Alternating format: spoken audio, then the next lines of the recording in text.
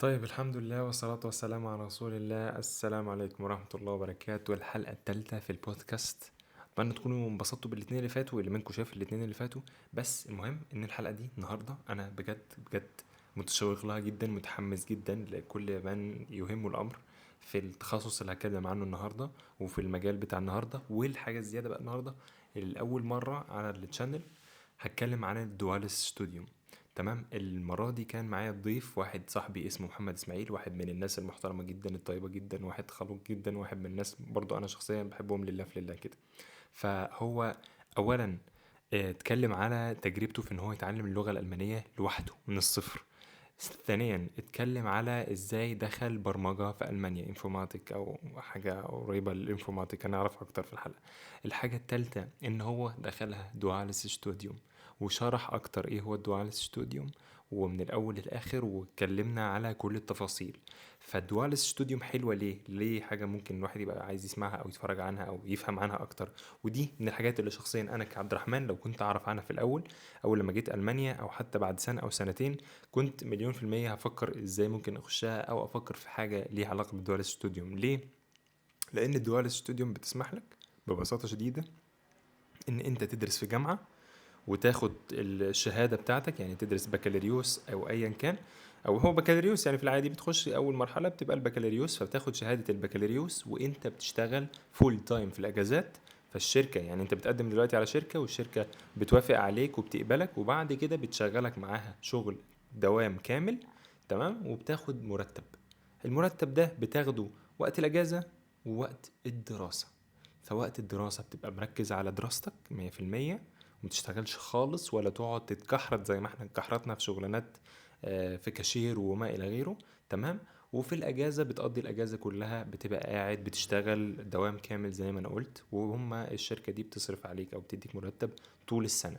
يعني في الاجازه بتاخد مرتب ووقت الدراسه بتاخد مرتب، فتقدر تركز فعلا على ال الدراسه بتاعتك والمذاكره بتاعتك. فالدوال ستوديوم حاجه من اكتر الحاجات الخطيره اللي انا ارجحها للناس عموما.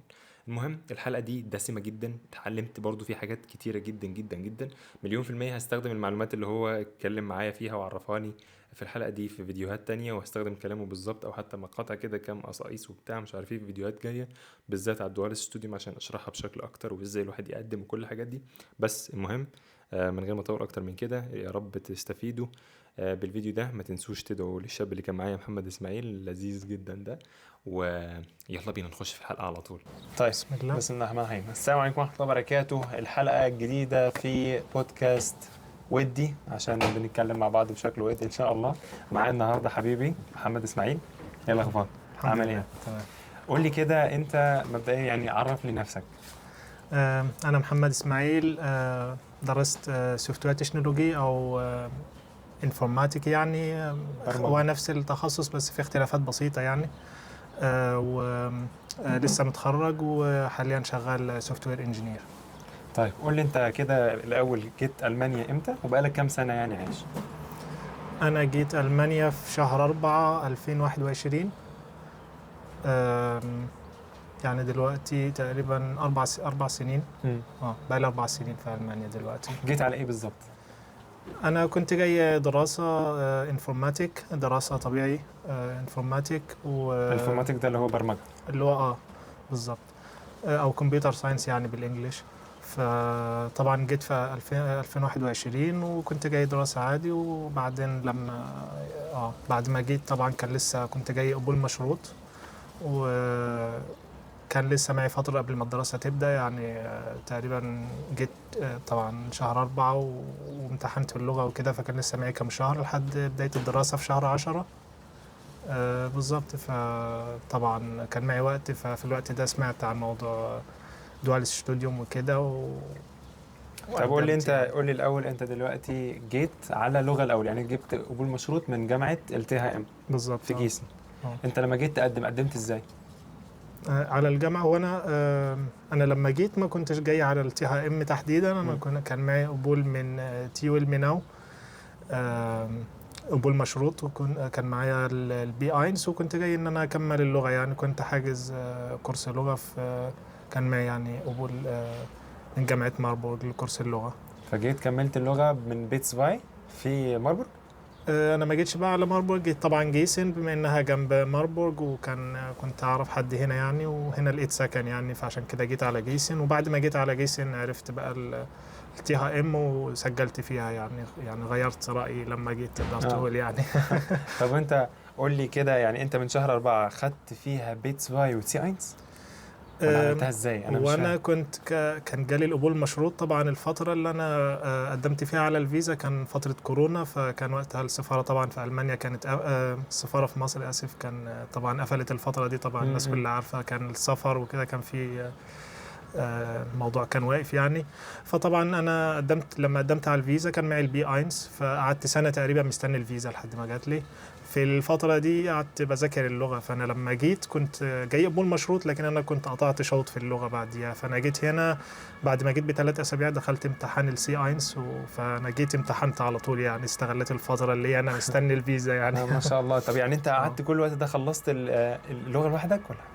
خلصتها لوحدي يعني. انت طبعا معكش كورسات؟ كان فترة كورونا، فأنا قاعد في البيت فاضي، ما فيش حاجة، ما فيش جامعة حتى لا في دي مصر ما كانش حاجة، ده فيه. حوار تاني، ده احنا نتكلم في موضوع اللغة ده شوية، عشان انت اول واحد ممكن اقابله نبقى من غير كورسات خالص. آه. ثانية انت بدأت من الاينس من الصفر من غير كورسات؟ من الصفر. اشتريت طبعا الكتب وقتها منشن، وكنت بس مش بذاكر جوتا، من مفيش البيت معاهد، مفيش الجرامر. لا ما فيش أي حاجة، كنت بذاكر من البيت. كنت الجرامر والحاجات دي بذاكر يا راجل. على اليوتيوب، مع في طبعا في خالد بوزان وفي طب مستر قول لي، محمد لا قول لي شحاتة بقى، والناس لا دي معلش يعني محتاجك طبعا. ثانية واحدة بس. انت بتقول كلام كبير عليا والله، لان انت فعلا اول واحد اقابله في وسط السنين دي كلها تبقى بتتكلم عن حاجة زي كده.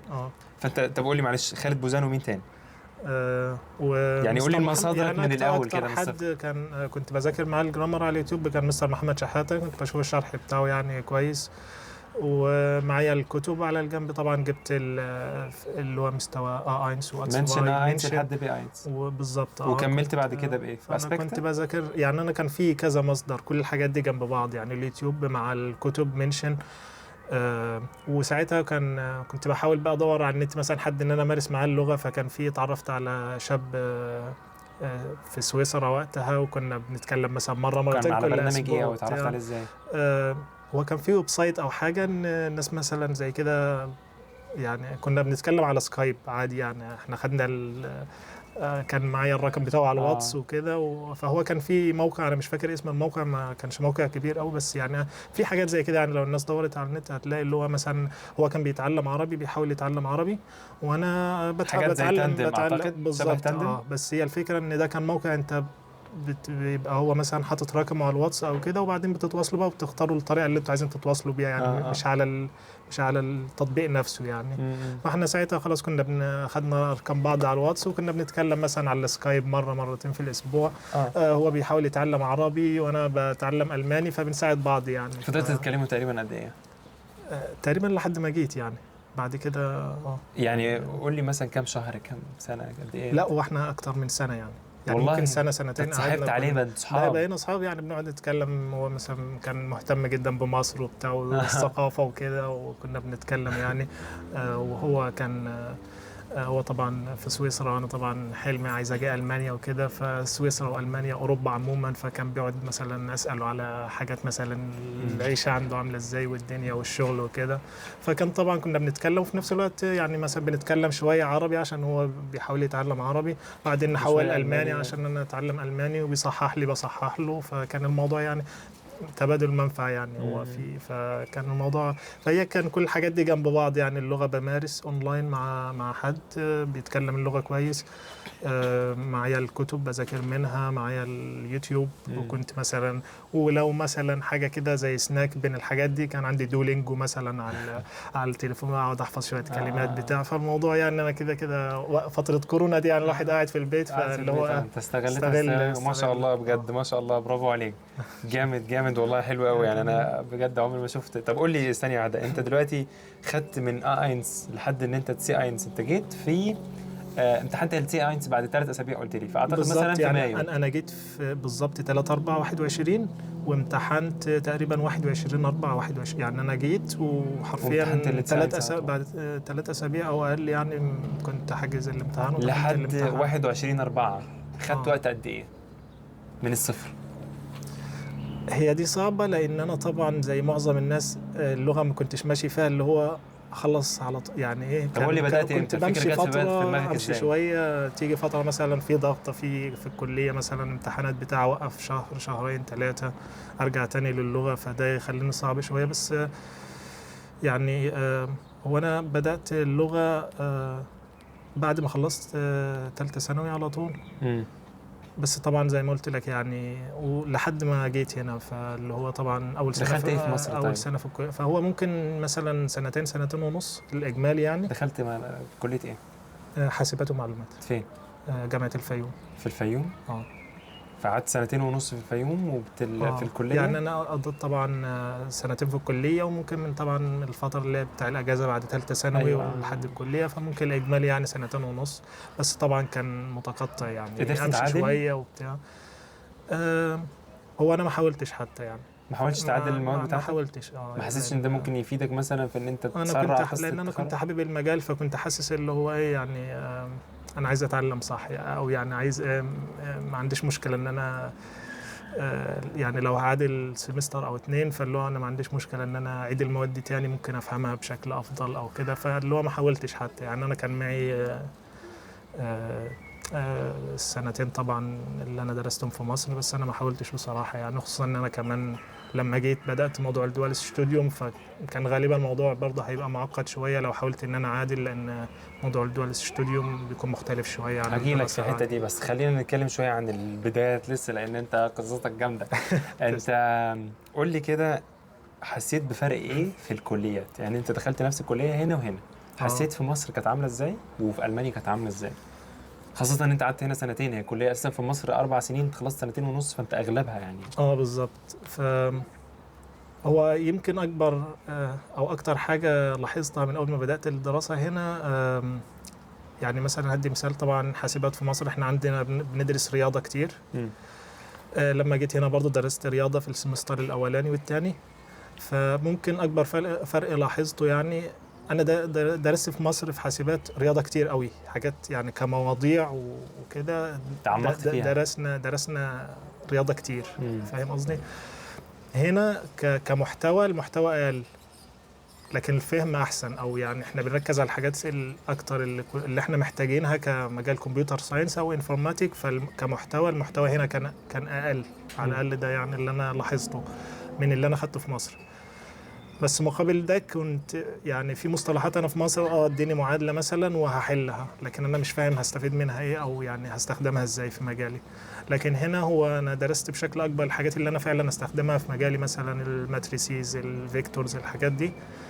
بس كنت فاهم يعني هستخدمها ازاي في مجالي، او يعني كان في تركيز اكتر على الاستخدام اكتر من ان انا في معادله وخد حلها، او فاهم قصدي يعني شويه قوانين او كده. كان في تركيز اكتر يعني، كنت حاسس ان انا فاهم اكتر يعني. فده يمكن اكتر حاجه لاحظتها. وطبعا كان في برضه تركيز على الجزء العملي بشكل كبير يعني. ده هنا ولا في مصر؟ هنا طبعا. كان في تركيز يعني فرق كبير قوي في التركيز على الجزء العملي في التطبيق يعني. بالظبط يعني.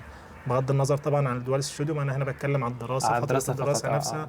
ان احنا حتى فتره الدراسه يعني كنا يعني مثلا الحاجات اللي بنشتغل عليها فعلا يعني البروجيكتس او التاسكس اللي احنا بناخدها في الجامعه فعلا حاجات يعني.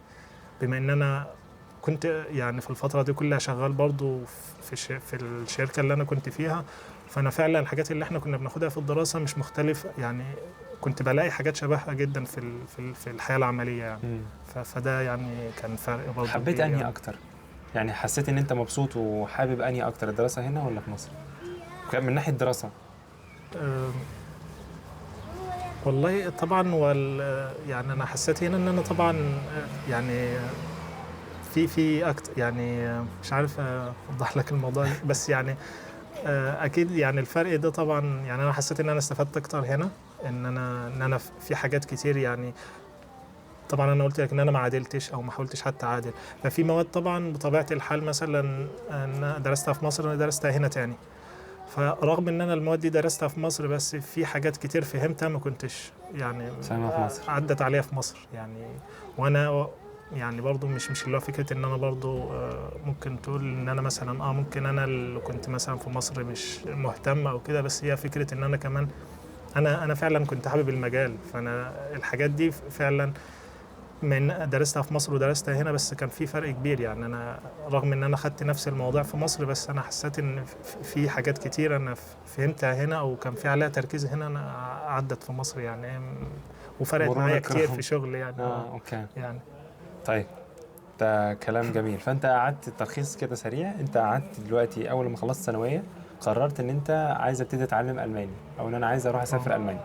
بالظبط. فبدات ان انت خدت تقريبا سنتين ونص، هقول يعني تقريبا لحد البيتس باي، او حتى اعلى من يعني بيتس باي وبين يعتبر سي اينس، وجيت المانيا وامتحنت الامتحان بتاع السي اينس خلال 3 اسابيع. بالظبط. ما شاء الله، خطير خطير بجد. وبعد كده انت لما جيت بقى قررت ان انت لما هتيجي تقدم دورت على الجامعات ازاي؟ او بص خليني اصيغها بشكل تاني. انت دلوقتي جيت في دواليس ستوديو، ودي حاجه بتطلب مني كتير وبتسال عليها كتير. دواليس ستوديو شرح بسيط كده سريع، تقدر تقوله لي ايه هو الدواليس ستوديو؟ يعني الدواليس ستوديوم، او يعني ممكن نترجمها عربي دراسه مزدوجه يعني. فهي من اسمها هي فيها في جزئين.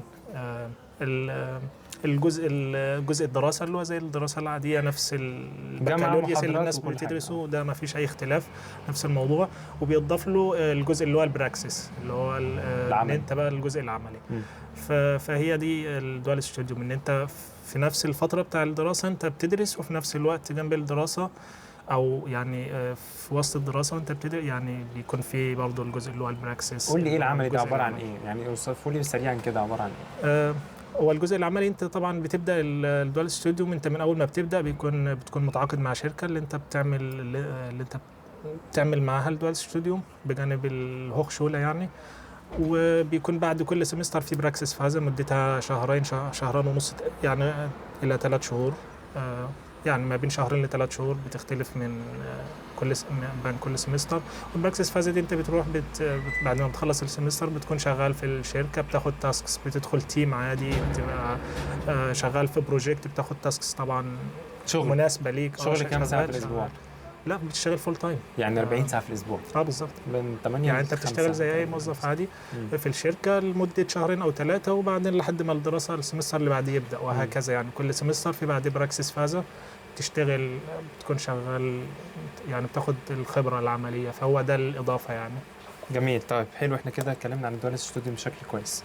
قول لي بقى انت لما جيت اول حاجه، انت ليه قررت ان انت تعمل دوال ستوديو؟ ليه مش الطريقه العاديه؟ لان في العادي بتشوف ان واحد بيبقى عايز يقدم على جامعه وبيروح يدرس.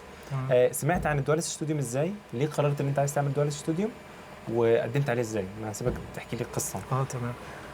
وانا طبعا زي ما قلت لك، انا ما كنتش جاي اساسا على جيسن او على التي ها ام. لما جيت هي مجرد صدفه. وكنت جاي دراسه عاديه انفورماتيك يعني.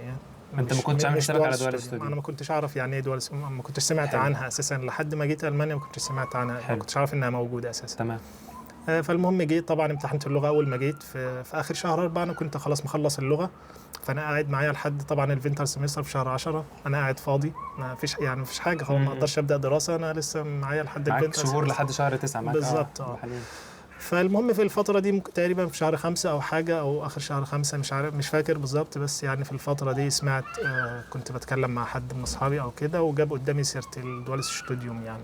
قلت يعني ايه الدوال ستوديو؟ فقعدت طبعا، وبعدين طبعا قعدنا اتكلمنا عن الموضوع شوية، وأنا لما روحت طبعا قعدت ادور بقى على النت يعني ايه دوال ستوديوم والدنيا، فمن هنا سمعت عن الموضوع.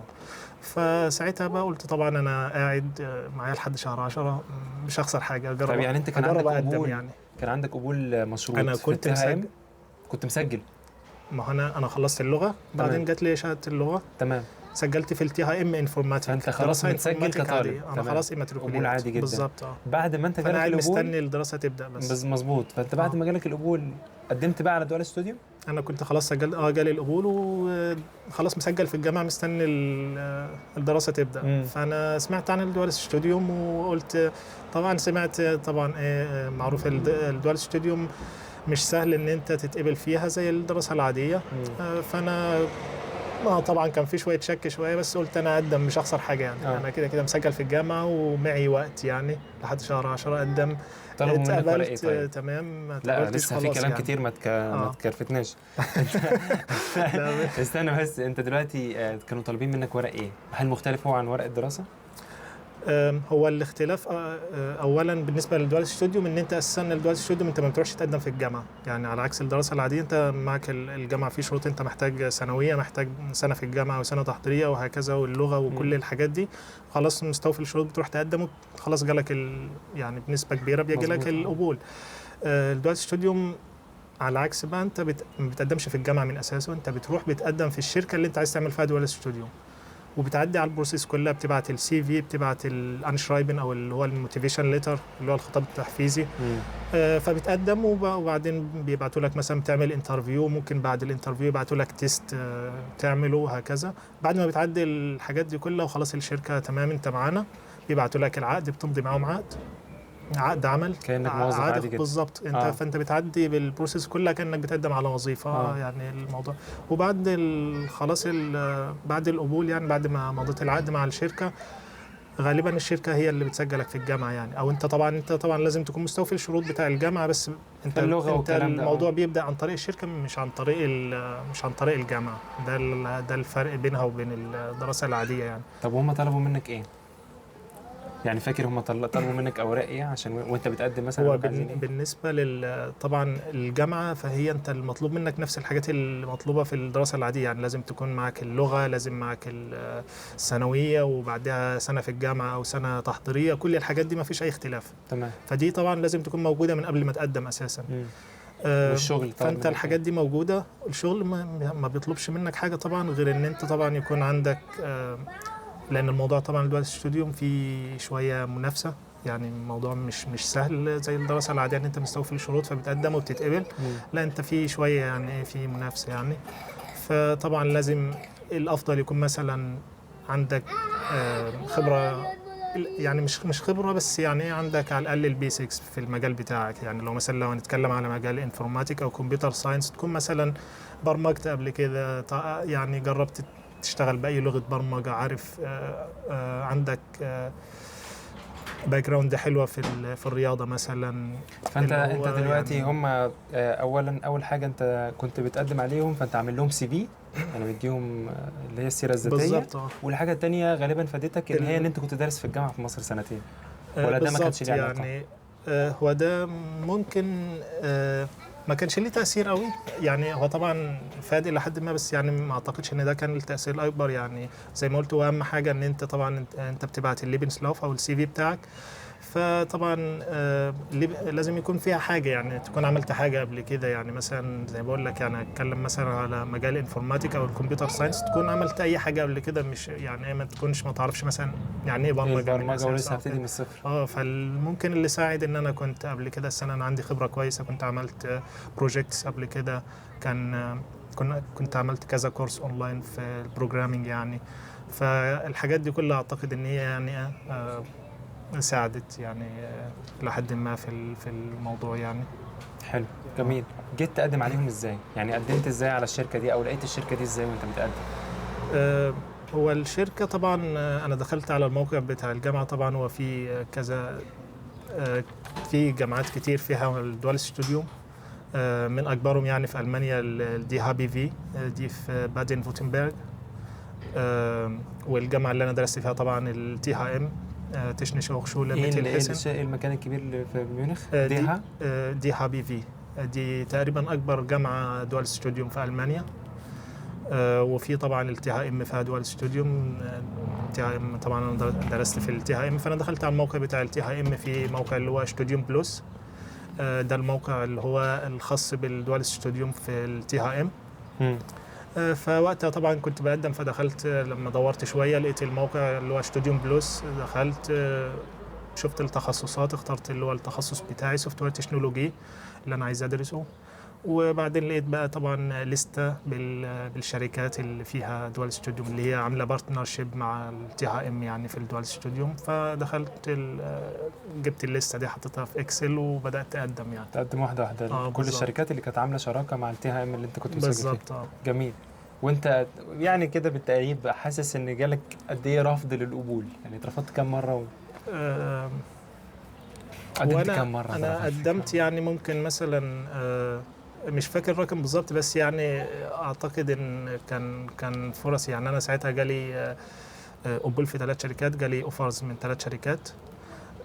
فممكن يعني اقول نسبه القبول كان بالنسبه لي مثلا ممكن 20% مثلا او كده. فاعتقد ان يعني ده ما شاء الله ده رقم كبير، ده رقم ممتاز يعني. سبحان الله يعني. فانا طبعا انا قدمت في كذا شركه، وفكره في حاجه كمان ان انا قدمت متاخر. يعني الدوال ستوديوم على عكس الدراسه العاديه يفضل ان انت تقدم بدري. يعني لو مثلا لو الفينتر سيمستر اللي هو في شهر 10 يفضل ان الناس تبدا تقدم مثلا من بدايه السنه، لان في بروسيس قبليها على من عكس شهر 1 وشهر 2 بالظبط. لان بس انت بتعدي في بانترفيو بتاع. لا ده انا ما قدمتش في 4 كمان. انا تقريبا قدمت بدات اقدم في نص شهر 7 او في اخره كمان.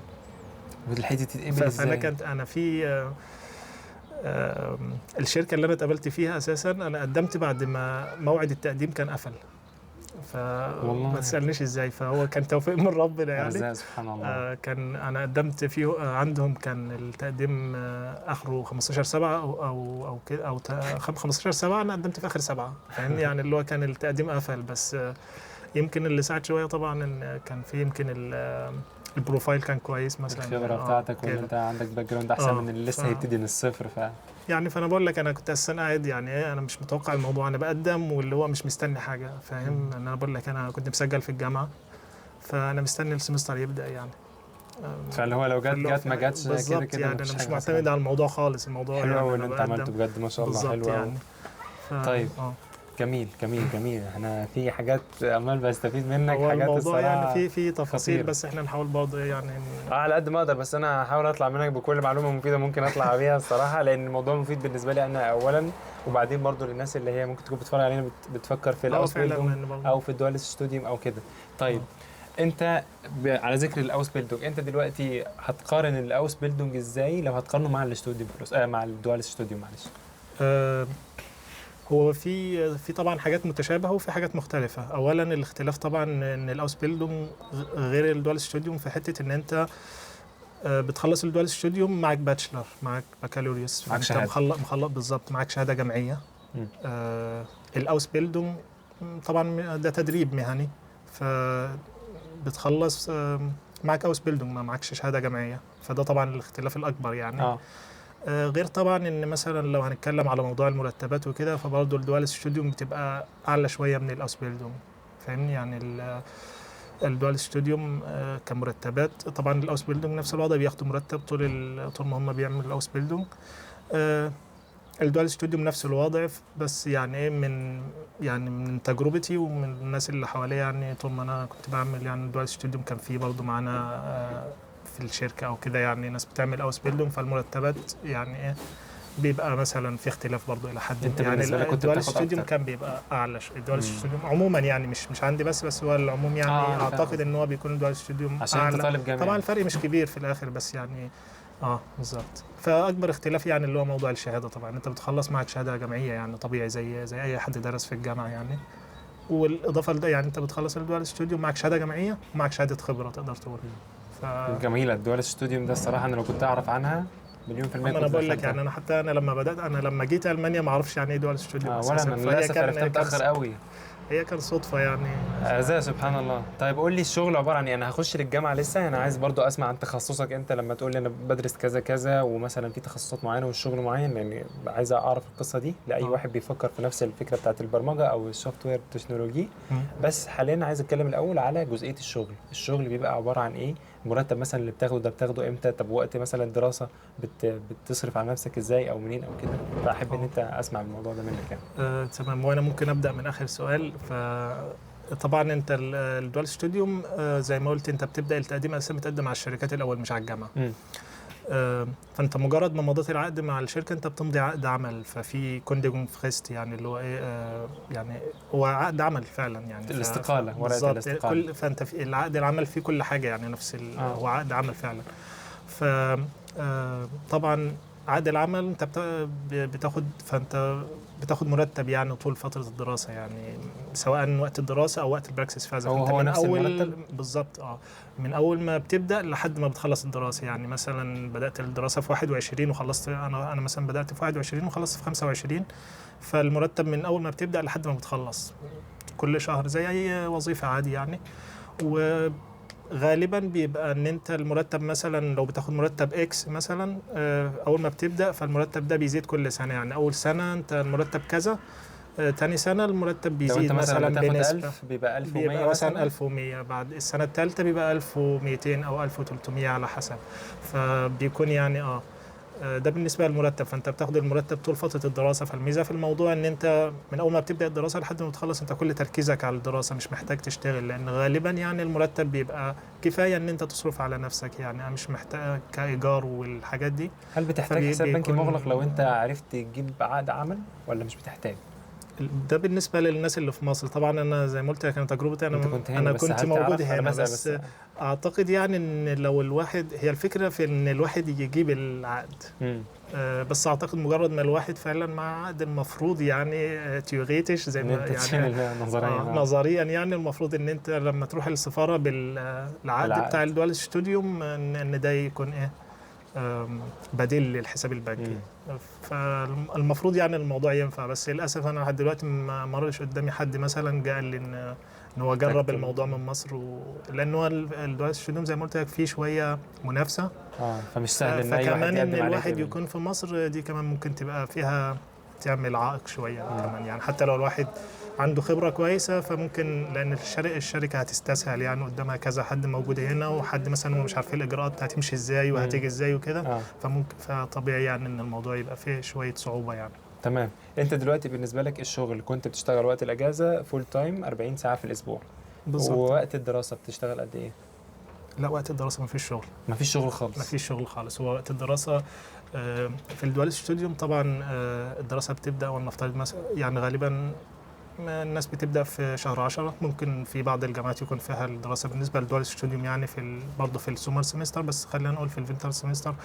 فالسيمستر بيبدا الدراسه الدول ستوديوم بيكون فيها آه، الى حد ما طبعا خلينا نقول مكثفه شويه، لان انت طبعا عندك السمستر متقسم نصه دراسه ونصه براكسس. فعشان كده بتبقى المواد، انت مثلا عندك 5 أو 6 مواد مطلوب منك ان انت تخلص ال5 مواد دول. مثلا الدراسه بتبدا في 10، فانت مثلا في شهر واحد بتكون مخلص او كده. والامتحانات كمان ده ممكن يكون اختلاف بين الدول ستوديوم والدراسه العاديه، ان انت الامتحانات بتبقى ورا بعض. يعني اسبوعين مثلا 6 امتحانات ورا بعض. كلهم ورا بعض؟ بالظبط. مفيش فتره اولى وفتره تانية زي مفيش، العادي؟ لان طبعا الموضوع ايه، ان انت تخلص انت السمستر متقسم، فانت في بعدها براكسس فاز، فما فيش فتره، ما فيش اجازه او ما فيش. فانت بتخلص امتحانات بعدها بتبدا البراكسس فاز على طول. فعشان كده بتبقى مضغوطه شويه. ف بتخلص طبعا السمستر، بتمتحن اسبوعين وبتاع، بعدها على طول بتبدا الشغل. مثلا عندك براكسس فاز بتبقى مثلا 3 شهور، بتروح الشركه، بيبقى في ليك مشرف مثلا مسؤول عنك في الشركه. ده اللي انت بتكون على تواصل يومي معاه، وهو اللي بيحدد مثلا بيشوف انت درست ايه وايه الخبرات اللي عندك طب ولو انت يعني، مثلا سقطت وبيحدد في لك حاجه، او يعني هي الجامعه مثلا هنتكلم عموما عنها بالتخصص يعني، او عموما فيما يخص مثلا المواد وصعوبتها والكلام من ده. بس انا عايز اسال، لو انت، لان ده بيحصل عند كل الناس، مثلا انت ممكن تشيل ماده او تشيل مادتين، صح. الموضوع بيبقى عامل ازاي مع الدول ستوديو؟ هو الحمد لله ما كانش ليا تجربه مع الموضوع يعني. يا عم الحمد لله يا عم، بس قدر الله طبعا. هي الفكره طبعا زي ما قلت لك في الاول ان انت ماضي عقد عمل. فده بيختلف من شركه لشركه. في شركات بتبقى الموضوع بالنسبه لها اسهل شويه، اللي هي بتقول لك يعني ان انت لو الدراسه بتاعتك طولت شويه ممكن مثلا يدي لك سماحيه سمستر زياده او كده. بس الغالب ان انت المطلوب منك تخلص الدراسه في وقتها. يعني لو الدراسه بتاعتك 6 سمسترز او 7، ان انت تخلص في وقتها. بس في حاجه، ان انت عندك محاولة تانية يعني في نفس السمستر. يعني انت مثلا امتحاناتك هنقول ان انت خلصت السمستر وامتحنت في اخر شهر واحد وسقطت في امتحان او 2، بيكون في محاولة تاني قبل ما السمستر اللي بعديه يبدأ، في شهر 4 مثلا او 3. فليك محاولة تاني وبتدخل، نجحت في الامتحان، خلاص انت دراستك ماشية زي ما هي. على عكس العادي انت لازم لو هتعيد لازم تعيد الترم اللي بعده. يعني لو هتمتحن في واحد تعيد في 7 أو 8. بيكون عندك محاولة تاني. فانت المحاولة التانية دي انت لو نجحت فيها خلاص مفيش اي مشكلة. انت الدراسة بتاعتك بتبقى هي اهم حاجة في الموضوع، ان انت دراستك تخلص في وقتها. لان انت طول الوقت ده انت معاك عقد بالمده، يعني 7 سمسترات مثلا 3 سنين ونص، فانت معاك عقد 3 سنين ونص من الشركه. فانت ان الدراسه بتاعتك تطول ده ممكن يعمل لك مشاكل. فده طبعا اللي هو يعني دي من الحاجات المهمه واللي ممكن تقلق الناس شويه، ان هو ان انت مرتبط بعقد. بس هي برضه ممكن تبص لها من الناحيه التانية، ان انت مش محتاج تشتغل وقت الدراسه، فانت وبرضه الالتزام ده بيخليك تشد على نفسك. بالظبط ان انت في عقد، يعني ايه، ان انت مش مجرد يعني على عكس الدراسه العاديه. انت ممكن مثلا جيت سمستر، السمستر ده عندي مثلا ظروف او بتاع، لا انا ادخل مادتين بس او كده. لا انت هنا مطلوب منك ان انت الدراسه تخلص في وقتها يعني. ف وقصة الشغل دي يعني برضو أكيد بتشيل عنك كتير، إن أنت مش محتاج تدرس بالظبط، مع ما انا الدراسة، بقول لك ففعلا هي قادر ده من تركز عليها. اكبر المميزات يعني في الموضوع، ان انت طبعا تاخد خبره، وفي نفس الوقت ان انت في وقت الدراسه مش محتاج تركز على اي حاجه ومع تانية ذلك غير مصاريفك الدراسه. موجودة. بالظبط فده يعني من الحاجات اللي يعني ممكن تكون يعني الحاجات المميزة يعني، خلينا أقول في الدول ستوديوم يعني. طيب أنت شايف، أو هل أنت تعرف عن أي حد، حبيت أنا برضو أرجع ليها عشان برضو الموضوع في مني، لأن أنا لو واحد حبيت إن أنا مش حبيت بس شلت مادة، فالموضوع عندك أي فكرة الموضوع بيبقى عامل إزاي لو أنا ممكن يعني الدراسة بتاعتك يعني في مادة، خلينا نقول إن أنت في مادة أو مادتين أيا كان يعني، المهم إن في حاجة خلت الدراسة بتاعتك طولت. ده طبعا بيختلف من شركة لشركة، فاهمني يعني. فصعب يعني ان انا اقول لك بالظبط، لان فعلا الموضوع، لان انت في الاخر انت زي ما قلت لك انت بتمضي عقد عمل، والعقد ده فيه شروط. فممكن تلاقي الشروط دي في شركه غير شركه تاني. يعني مثلا اقول لك مثال، ان انت مثلا في برضه سؤال تاني مرتبط بالموضوع ده. طب انت مثلا جيت في نص الدراسه بعد 3 سمسترات وقررت لا انا مش عايز اكمل، او الموضوع ده مش نافع معايا او ايا كان او كده. فانت في شركات ممكن تقول لك عشان تعمل كونديجون او عشان تسيب الدراسه يعني، فهم دفعوا لك طبعا الفتره دي فلوس، كانوا بيستثمروا فيك على امل ان انت ما تخلصش تشتغل عندهم وكده.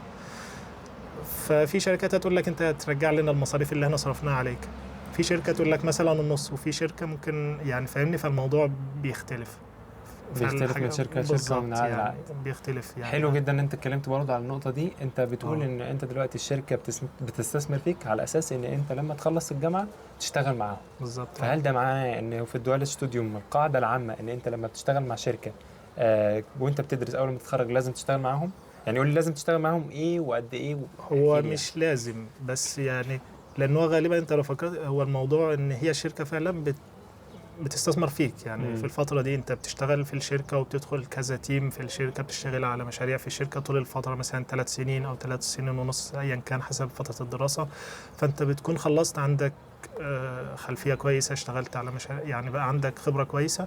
فالشركة فانت وقتها الشركة بقى بتبدأ تستفيد منك بعد ما تخلص الدراسة. فهي الفكرة ان انت غالبا القاعده العامه يعني ان انت بتكمل مع الشركه دي بعد ما بتخلص يعني، او هم بيدوا لك اوفر ان انت بعد ما بتخلص بتشتغل معاهم مثلا ايه فول تايم. طبعا ده برضو من الحاجات اللي ممكن تكون موجوده في العقد، ان الشركه تشترط عليك ان انت مثلا تشتغل معاهم فتره معينه بعد ما بتخلص.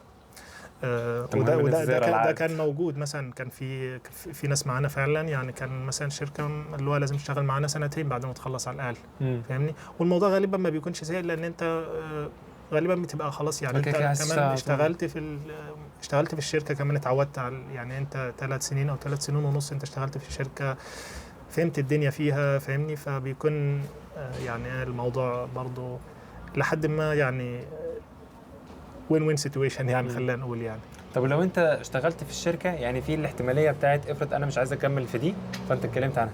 افرض انا بقى مش عايز اكمل مع الشركه، يعني انا هكمل في تخصصي او التخصص عاجبني، بس الشركه انا مش عاجبني مثلا مديري او مش عاجبني الناس اللي بشتغل معاهم، هل انت برضو لازم تفسخ العقد؟ هيبقى نفس الموضوع، لان انت عشان تغير الشركه لازم تفسخ العقد، تمام. وعشان تفسخ العقد بقى على حسب الشروط يعني. لو العقد موجود فيه ان انت مثلا ولنفترض الشركه كاتبه كده شرط في العقد ان انت لو حبيت تفسخ العقد وقت قبل ما تخلص الدراسه، فهترجع مثلا نص المصاريف، لازم ترجع للشركه يعني. طب بغض النظر عن المصاريف، ترجع للشركه المصاريف اللي هم صرفوها عليك طول الدراسه، لان برضه في حاجه تاني كان بجانب المرتب اللي انت بتاخده، غالبا برضه الشركه بتدفع لك المصاريف بتاع الجامعه، تشيلها من عليك.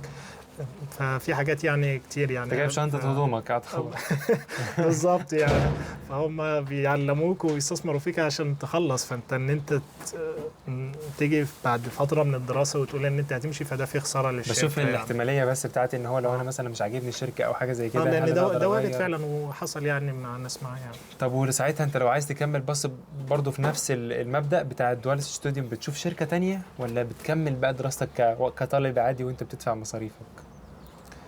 أه يعني احكي لي المواقف اللي ما حصلت معاك يعني. ينفعش لان الدوال ستوديوم بطبيعتها ان انت بتكون الدوال ستوديوم يعني على الاقل في التي اتش ام يعني البرنامج اللي انا كنت بدرس فيه.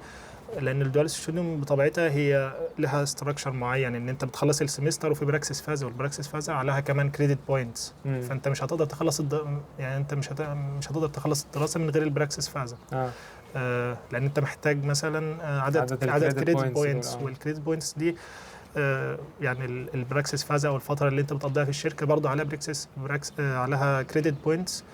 لان انت بتكتب ريبورت بعد الفتره اللي انت بتقضيها وكمان الجزء العملي بتعمل برزنتيشن، كل الحاجات دي يعني انت بعد ما بترجع بيكون برضو في بروفيسور مسؤول عنك في الجامعه طول فتره الدراسه، فبيبقى متابع معك انت كمان بتعمل ايه. فانت عندك مشرف في الشركه مسؤول عنك، وفي مشرف او بروفيسور في الجامعه برضو مسؤول عنك، فالاثنين دول بيفضلوا معك لحد ما تخلص الدراسه. فاهم قصدي؟ فالموضوع فيه يعني صعب، يعني ما اعتقدش ان هو ينفع اساسا ان انت، او انا شبه متاكد يعني الموضوع ما ينفعش، لان هي الدوال ستوديوم هو برنامج دوال ستوديوم، فما ينفعش ان انت تكون بتدرس وما فيش الجزء العملي. يعني انت كده هتبقى ما بتدرسش يعني، ما بتدرسش دوال يعني. حلو. طيب احنا اتكلمنا اعتقد ان احنا بشكل كبير دوال ستوديوم من اولها لاخرها. انت شغال شغل زي الفل حبيبي، والله العظيم بكلمك بجد يعني. كلام جميل قوي الصراحه. انا ما كنتش عارف ان انت الصوت يكون، اتمنى ان هو الصوت يبقى كويس يعني. اتمنى فكره ان انت درست بنفسك دي، انت اول واحد اشوفه ما خدش اي كورسات. انا متخيل ان في ناس كتير عملتها. لا خالص، فتره الكورونا يعني. لا مش عشان اساسا فتره الكورونا في الاغلب بيبقى الناس بتبقى خدت كورسات مش عارف في طريقه ما في وقت ما هتاخد كورس او حاجه زي كده. فانا اعتقد ان انت اول واحد يكون من الالف للياء ما شاء الله بصراحه حاجه جميله. الموضوع برضو بصراحه كان يعني اعتقد يعني صعب شويه، لان اكيد لان انت لازم انت اللي بتلتزم بتمسك نفسك. فيمكن عشان كده قلت لك انا سنتين ونص ده انت لو صفيت الفتره اللي انا كنت بدرس فيها هتبقى اقل بكتير طبعا. بس هي الفكره طبعا ان هو الموضوع، لان طبعا انت في كورس فانت بتضطر تلتزم يعني، وبيكون في ناس معاك تشجعك فاهمني. لكن لما الواحد يبقى لوحده سهل ان انت توقف كتير تكسل كده يعني. طب وانت بالنسبه لك كنت بتعرف منين مستواك في اللغه وصل لايه؟ لان انت لو اعتقد ان صعب قوي ان انت تعرف انا فين دلوقتي. سؤال حلو. على الخريطه عرفت منين؟ هو انا الاساس انا يعني بالنسبه لي كان الخريطه زي ما تقول هو كان الكتب اللي انا كنت بذاكر منها. يعني انا معي الكتب بتاع منشن، فانا لازم اخلص الكتاب حتى لو انا ماشي على اليوتيوب كويس وبمارس كويس وكل الدنيا دي وبحفظ كلمات، فاللي هو طول ما انا ما خلصتش الكتاب انا ما خلصتش المستوى. ده حاجه. تاني حاجه ان انا طبعا الكتاب كان هو اللي لان انا عارف الكتاب موجود مثلا في الجراماتيك مثلا في حاجات معينه، فانا عارف ان انا المستوى ده الحاجات دي لازم اكون عارفها وهكذا.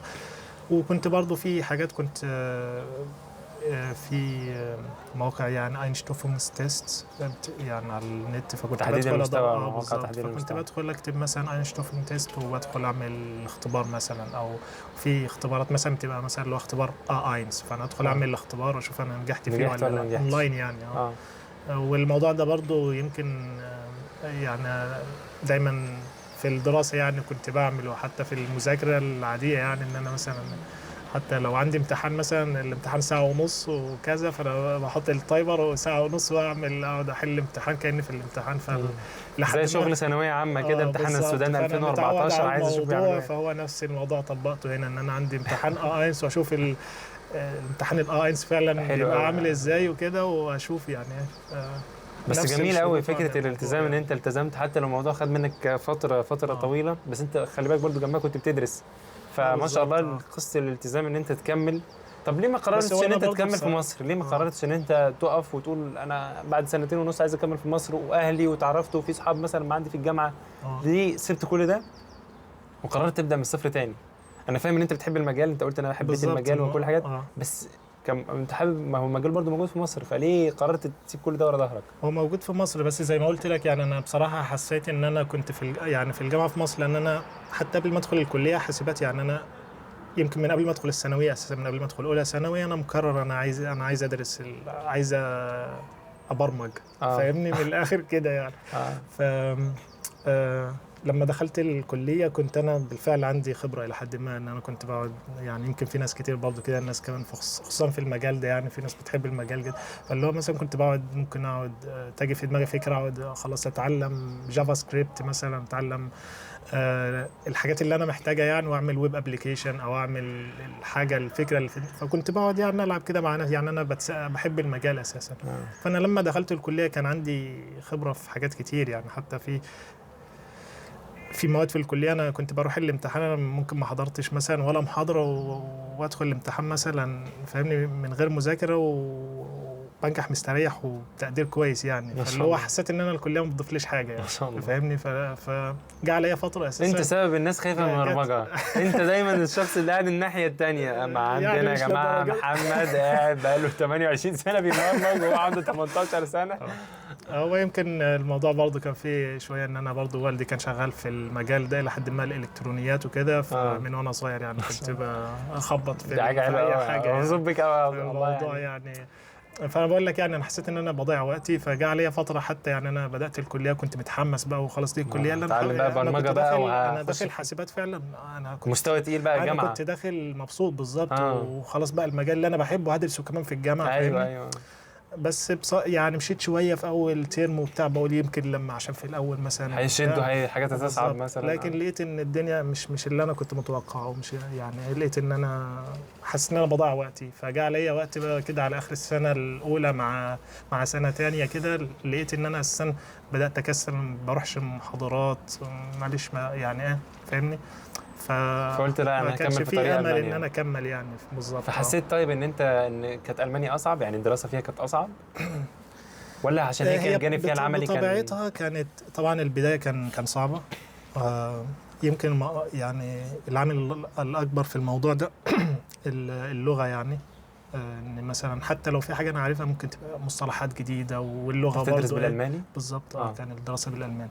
فطبعا في الاول اعتقد ده بيمر على اي حد لسه جاي، ان هو مثلا اول سمستر اول سمسترين بيكون لسه مثلا ايه، لسه يعني برضه سمعه وما تعودش على اللغه برضه كتير، لان انت لسه حتى لو مذاكر اللغه ونجحت في الامتحان هم بيتكلموا بلهجات مختلفه بالظبط. فانت بتكون لسه ما تعودتش، لكن لما بتحضر محاضرات كتير وبتاع فودنك بتتعود على اللغه وكده.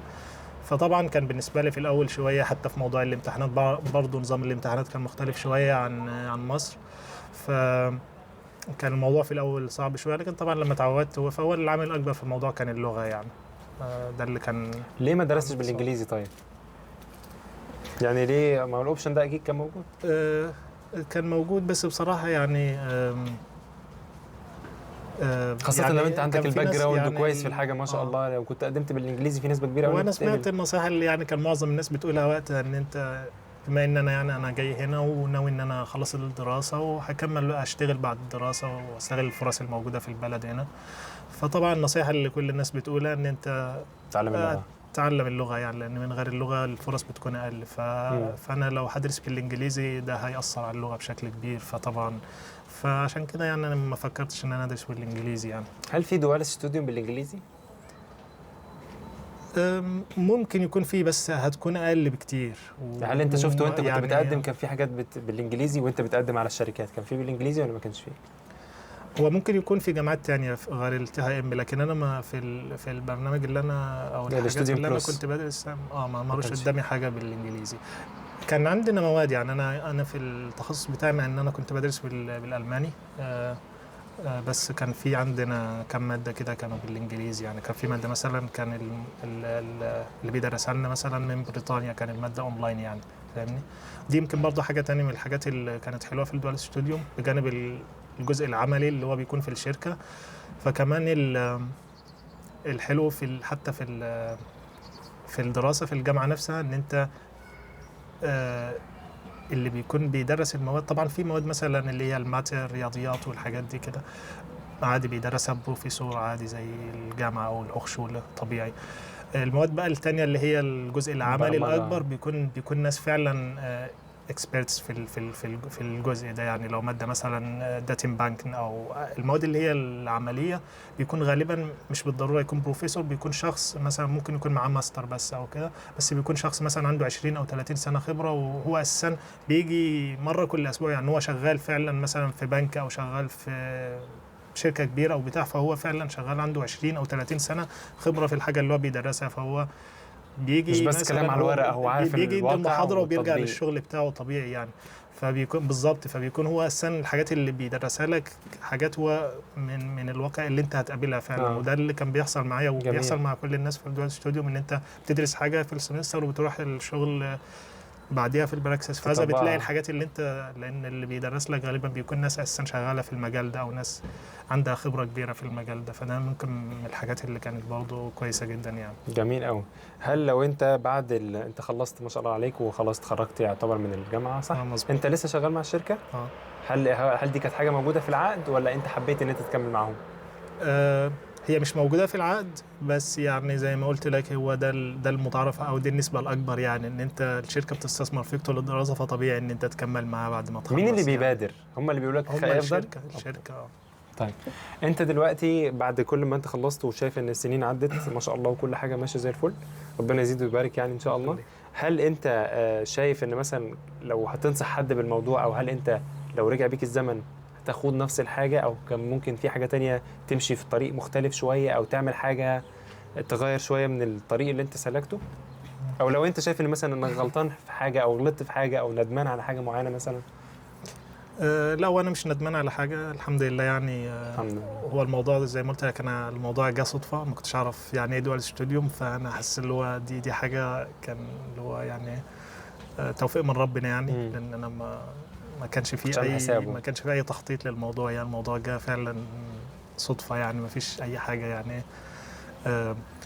واذا كنت هغير حاجه، لا انا بصراحه يعني لو رجع بيها الوقت يعني هسجل في الدول ستوديوم وهدرس دول ستوديوم يعني. لان الموضوع يعني انا زي ما قلت لك انا في مصر انا كنت حابب المجال، وللاسف كان الموضوع يعني في مصر الدراسه كانت محبطه بشكل كبير يعني. ما كانش يعني ما كانش اللي انا منتظره يعني.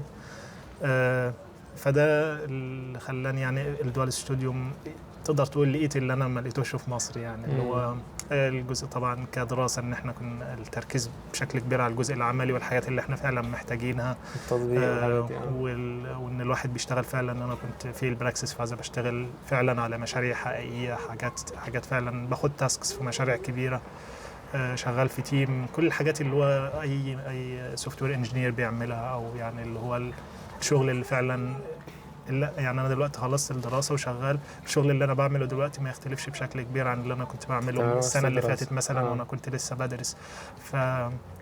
فده يعني انا الحمد لله راضي يعني ومبسوط ان انا جميل خدت والله. الطريق ده يعني. مبسوط قوي انا يعني فرحان جدا الصراحه.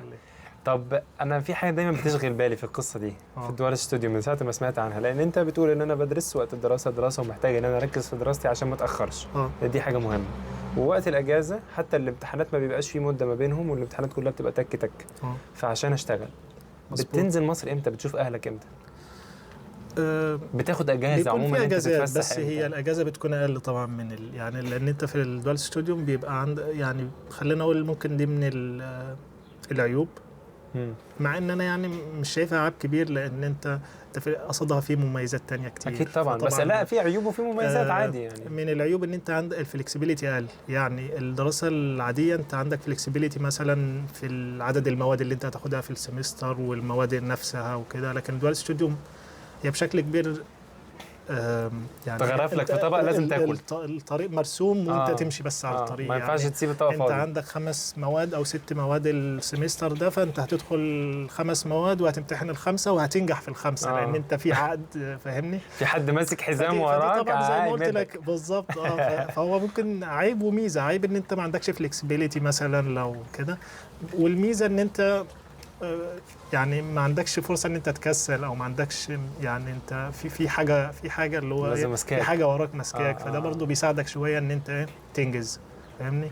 فممكن تشوفها ميزه او عيب بس يعني ستيل على انا حسب. بفكر فيها من ناحيه بس الاهلي. كالاجازه وكده، فانت طبعا الاجازه اقل من قد ايه الدراسه مثلا العاديه، كنت بس بتاخد قد ايه؟ بيبقى عندك يعني يعني انا اقول لك مثلا، انا بالنسبه لي كان مثلا في العقد بتاعي ان انا عندي 24 يوم اجازه في السنه. اوكي. تمام. ف فطبعا انت بتقسمهم، بيبقى عندك البراكسس فازم مثلا، فبتقسمهم يعني ممكن مثلا تقدر تنزل مثلا كل سنه مره، مثلا تنزل اسبوعين او اسبوعين 3 تنزل. اسابيع مثلا على حسب. وبيبقى عندك مثلا الفتره بتاع الفايناختن، بيبقى فيها برضه اللي هو الاجازه ال10 بتاعت ايام في الكريسماس اخر دي راس السنه دول السنه. بيبقى عندك، او الاسبوع اللي هو في اخر السنه ده بيبقى عندك اجازه. فطبعا الاجازات اقل يعني، بس طبعا زي ما قلت لك يعني هو الموضوع فيه مميزات وعيوب يعني، بس يعني بنسبة أكبر يعني أنا شايف إن المميزات بتشيل العيوب يعني. تماما تماما. انا لو يعني كنت اسمع الدول استوديو قبل كده مليون في المية كنت اخش في والله. ناس كتير أعتقد كده بصراحه حلو يعني، قوي الفكرة يعني. فعلا إن في ناس كتير ما تعرفش عن ما الموضوع خلي بالك ده. انت كده بتحتاج ان انت تشتغل جنب الدراسه، وفي بالظبط اوقات كتير بتضطر ان ما انت هو ده عشان تعوض كده وقت الاجازات. وعشان كده بقول لك إن هي فيها عيوب بس العيوب قليله جدا انت او شايف فيها يعني عيوب ايه تاني طيب؟ المميزات، ما هي مثلا ده العيب ده انت لو بصيت عليه انت بتضطر تشتغل فعلا وقت ما بتدرس، لان انت ما عندكش الرفاهيه ان انت تقعد تدرس، انت في في مصاريف. مصاريف، في ايجار، فانت هتضطر تدرس، فيا اما تدرس هتضطر تشتغل، اسف، فيا اما تشتغل في حاجه عشان تجيب مصاريفك، او ان انت هتكون بتشتغل بس بتشتغل بتاخد خبره في مجالك، وانت وقت الدراسه مش محتاج تشتغل، بتاخد مرتب. فانت ده انا شايفه طبعا اكبر ميزه يعني في الموضوع، ان انت شغال بتاخد خبره، وفي نفس الوقت وقت الدراسه انت مش مطلوب منك شغل، فبتركز على الدراسه. فده برضو ممكن تبص له من ناحيه تانية، ان انت تتعلم كويس، لان انت ما فيش اي حاجه وراك غير ان انت غير ان انت تذاكر. تدرس مظبوط. وتذاكر وتتعلم. فده برضو بيديك تحفيز كبير يعني، انت مش محتاج تركز على اي حاجه تاني، مفيش شغل مثلا وراك، مصاريف، ايجار، الحاجات دي كلها طب وعلى مأمنة ذكر عليك يعني. على ذكر العيوب، انت شايف ان فيها بعد انت بسم الله ما شاء الله خلصت كل حاجه والفتره كلها عدت، انت بقى بعد ما بتبص وراك كده شايف ان كان في ايه عيوب تاني غير اللي اتكلمنا عنه؟ هو او طبعا هل في عيوب زي تاني ما انت اساسا؟ قلت مثلا، طبعا العيب ان الواحد يعني الاجازات وكده قليله، ممكن اقول ان فيها ضغط شويه، ممكن يعني تضغط شويه في فتره الامتحانات، لان انت زي ما قلت لك انت في عقد انت ماضيه، فانت لازم تلتزم بالمده اللي في العقد، ولازم تلتزم ان انت تخلص المواد اللي عندك، فبتيجي فتره، فاللي هو انا فعليا مثلا فتره الامتحانات اللي هو انت بتبقى داخل الامتحان، انا ما لازم انجح، ما فيش اوبشن تاني يعني. انت فده مثلا بيحط عليك ضغط شويه. يعني اعتقد يعني مش شايف يعني الموضوع، مش شايف ليه عيوب تاني يعني كبيرة، اللي هو ان الواحد يعني الكلام معاك جامد، وانت قصتك جوسي حبيبي يا انت الكلام معاك جوسي من حلوة. بره، كريسبي من جوسي دي جوه بتاكل قوي على اليوتيوب يعني. عشان سندوتش برجر نعمل له اعلان، بس الموضوع بصراحه جوسي قوي، لا في اللغه وبتاع يا انا اسطى، ما شاء بقول لك الله واد تنين، ما شاء الله الواد ده في تنين. ناس كتير بتدخل تسالني على المسألة، يعني انا بقول لك بعت لهم لينك كنت الفيديو. كتبت بوست على الفيس، ففي ناس بتدخل تشوف وبتبعت لي على المسألة، فحرفيا يعني كل لا اكيد في ناس اسبوع كتير قوي في بتسالك. ناس بيدخل لي مثلا على الاقل 2 3 مثلا يدخلوا يسالوني على الفيس يا عم في ناس على موضوع الدوال ستوديوم، فانا بقعد حرفيا في كلام بقعد اعيده مره واثنين اكيد وثلاثه حاجه، وخمسه، بس هو في ميزان حسناتك ان شاء الله ان انت بتحاول تساعد الناس يعني. اي حد يكلمني بعد خد يا كده عم ابعت لينك له الفيديو. دي قصه جديده. بص هسألك سؤال، أول سؤال، أنت شايف إن الدراسة بتاعت البرمجة صعبة بشكل عام في ألمانيا ولا لأ؟ مقارنة بمصر، يعني أنت حاسس إن أنت في مصر كنت أوريدي عندك حاجات فبتحب المجال وكل الكلام ده، ففي مصر حسيت إن أنت في موضوع اللعب شوية، مش عارف تخش في الجد، وفي تطبيق هنا في ألمانيا أكتر. انا عايز برضه اقول حاجه، انا كلامي ده مش معناه ان الدراسه في مصر سهله. هي ما كانش سهله، بس هي الفكره ان انت ممكن يعني مثلا انا بقول لك درست رياضه مثلا في مصر، ورياضه كتير قوي وتعمقت فيها، وهنا المحتوى لو هنقارنه كان اقل برضه في نفس الماده في الرياضه، مثلا في السمستر الاولاني هنا اللي درسته في الرياضه في السمستر الاولاني هقارنه بالترم الاولاني في مصر، لا كمحتوى اللي انا درسته في مصر كان اكتر بكتير. بس اكتر بكتير في حاجات كتير منه انا مش محتاجها اساسا، مش بتستخدمها، فاهمني؟ وفي حاجات تانية اللي انا محتاجها انا ما كنتش فاهم انا هحتاجها ازاي او هستخدمها ازاي، يعني الانفندنج بتاعها، فاهمني؟ فده الفرق مثلا. فده مش معناه انا ما اقصدش خالص ان الدراسه في مصر صعبه، بس هي فكره مش مبنيه صح، او يعني فيها مشاكل يعني. انا مش انا الاحسن واحد يعني يقول، بس الناس يعني كل بس واحد يعني تجربتك اللي انت دخل قعدت الكلية هناك في مصر. فتره كبيره فيها بالظبط. يعني. والدراسه هنا الصعوبه، انت سالت ان الصعوبه في الدراسه هنا يعني هي طبعا الدراسه هنا كان صعبه بطبيعه الحال. ليه؟ غير اللغة. عشان اللغه. طب ما وغير هو اللغه ده كمواد كمحتوى، يعني انا لو في اللغه كويس او مثلا هدرس بالانجليزي، حاسس ان المحتوى كان تقيل ولا مش تقيل؟ آه، يعني انا شايفه مناسب يعني، فاهم؟ انا حاسس يعني ان اللي السؤال ده انا هو بساله للشخص لأن الغلط، لان السؤال انت ما شاء الله عليك اساسا الموضوع بالنسبه لك لا يعني. لا لا ما اكيد انا حاسس اكيد لو انا برضه. دخلتها أنا بقول ممكن لك احس أنا احساس كان باين مختلف. عليا. هي طبعا يعني مش سهله ومش صعبه يعني. خلينا اقول هو الموضوع في الاخر معتمد على يعني آه، انت حابب المجال قد ايه او مستعد يعني ان انت. لان تدوس فيها الموضوع قد في ايه؟ الاخر يعني هو الصعوبه دي يعني حاجه نسبيه، خلينا اقول على حسب ما بالظبط. يعني انت في الاخر انت مستعد تبذل مجهود قد ايه يعني. لان انت لو حابب المجال يعني انا بقول لك انا مثلا واحد بحب البرمجه يعني. انا بقول لك انا من قبل ما ادخل الكليه في مصر السنه داخل انا عايز ابرمج يا جدعان، فاهمني؟ فاللي هو انا الوقت ممكن اقعد يعني اقعد مثلا في دماغي فكره ابلكيشن، اقعد 10 ساعات بعمل ابلكيشن. فده كله انا قاعد مش حاسس بالوقت اساسا. ممكن واحد تاني يشوف 10 ساعات ده وقت كتير. تعبت مش فالموضوع قادر. نسبي يعني، فاهمني؟ اللي هو يعني الموضوع عارف زي انت لو قاعد بتلعب فيديو جيم مثلا مش هتحس بالوقت. فانا أكيد. بالنسبه لي الموضوع الى حد ما زي كده يعني. ما شاء إن أنا الله يعني. فاهمني اللي هو يعني هو حلو. الحماسه دي ما بقتش زي الاول بس يعني طب والامتحانات بيبقى شكلها عامل ازاي؟ احكي لي كده شويه، الامتحانات بيبقى شكلها عامل ازاي؟ هي الامتحانات بصراحه انا بقول لك يعني اول ما جيت كان برضو الموضوع كان فيه صعوبه اول سمستر. واول سمستر يعني ده اللي كان الصدمه الكبيره بالنسبه لي يعني. انا اقل ماده جبت فيها درجه في السمستر الاولاني هي اكتر ماده انا كنت داخلها متاكد فيها. بقول يعني ايه اللي هو انا داخل اجيب هي دي اللي انا قافلها. بالظبط. ماده البرمجه اللي هو برمجه ايه يا جدعان؟ ده انا الكلام ده من زمان، انا مخلص الحاجات دي من زمان، فاهمني؟ اللي هو الاساسيات بتاع البرمجه. هي المشكله ما كانش في المحتوى يعني. انا الامتحان ده لو اجيب فيه 100%، بس هي الفكره دي الصدمه الكبيره بقى الوقت. ان انا الامتحان يعني معانا ساعه ونص والامتحان طويل، ويعني ايه اللي هو ما فيش وقت ان انت تفكر. او يعني اللي هو ايه انت لو اللي هو تقرا السؤال الاجابه موجوده تمام، هتقعد تفكر شويه فانت خدت وقت بتاع سؤال تاني، فاهم قصدي؟ فده اكبر، ده من اكبر الحاجات يعني بالنسبه لي. خصوصا مثلا ان كان في زي ما قلت لك برضه هنرجع لموضوع اللغه. ان انا مثلا في او في جابي مثلا الديسكريبشن بتاعه او نص صفحه او صفحه، انا بقرا بطيء. انا لسه اللغه بالنسبه لي مش لسه بتبتدي، لسه تقولي هادي. فانا على ما اقرا السؤال نفسه او البشرايبو او الاوفجابه، انا الوقت اللي انا قرات فيه السؤال انا اخدت الوقت بتاع الاجابه بتاع السؤال نفسه، فاهمني؟ فده اعتقد كان العامل الاكبر يعني اللي هو.